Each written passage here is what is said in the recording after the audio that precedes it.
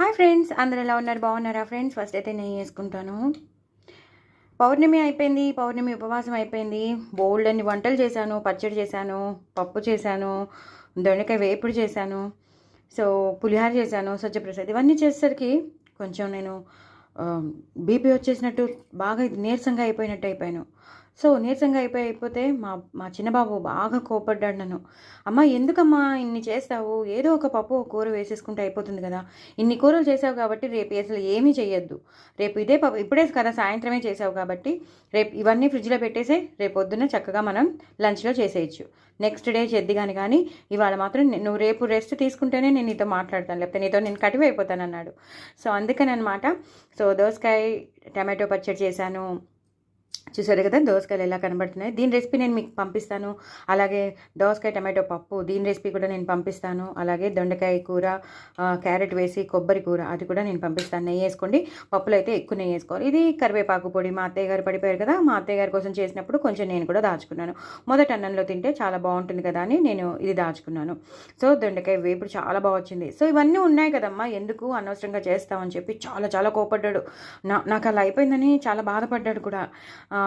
అంటే వెంటనే మంచినీళ్ళు తీసుకొచ్చేసి ఫ్యాన్ వేసేసి ఏసీ వేసి అదన్నీ చేశాడు.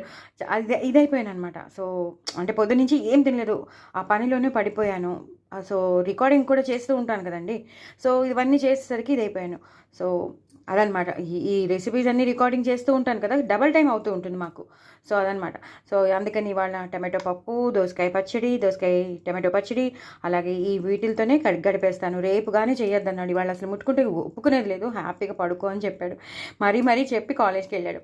అదనమాట సంగతి. సో మీరందరూ కూడా తప్పకుండా మంచి రెసిపీస్ చేసుకోండి. నేను పంపిస్తాను, షేర్ చేస్తాను కాబట్టి వీటిలో అన్నిటివి నేను షేర్ చేస్తాను కాబట్టి తప్పకుండా చేసుకోండి. ఇది నేను మొదలో తింటాను. పప్పు మాత్రం సూపర్బ్ వచ్చింది.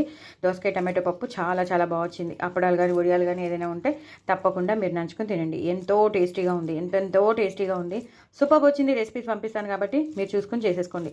అప్పుడప్పుడు మనం పిల్లల మాటలు కూడా వినాలి. పిల్లలు మనకి చాలా కన్సర్న్ చూపించినప్పుడు చాలా బాగా అనిపిస్తుంది కదా. హరి మన కోసం పట్టించుకునే వాళ్ళు ఉన్నారు కదా అని అనిపిస్తుంది. వాడికి చాలా కోపం వచ్చేసింది నేను అలా అయిపోయేసరికి. సో అదనమాట. సో ఇది చెప్దామని. సో ఇవి నా రెసిపీస్ ఇవాళ. సో మీరందరూ నా ఛానల్ని సబ్స్క్రైబ్ చేసుకుంటారని అనుకుంటున్నాను. అలాగే నా వాయిస్ ఓవర్ నచ్చుతుందని అనుకుంటున్నాను. నచ్చితే కనుక నాకు కామెంట్ బాక్స్లో పెట్టండి. అలాగే నా ఛానల్ సబ్స్క్రైబ్ చేసుకోండి. అలాగే వ్యూస్ పెంచండి, లాంగ్ వీడియోస్ చూడండి, అలాగే స్కిప్ చేయకుండా చూడండి. సో దట్ మంచి రెసిపీస్ మిస్ అవ్వకుండా ఉంటారు. తప్పకుండా కొత్త వాళ్ళు ఎవరైనా ఉంటే వాళ్ళు కూడా సబ్స్క్రైబ్ చేసుకోండి. ఓకేనా? మీరందరూ నా ఫ్రెండ్స్, నా ఫ్యామిలీ మెంబర్స్ కాబట్టే నేను అడుగుతాను. బాయ్ అండి.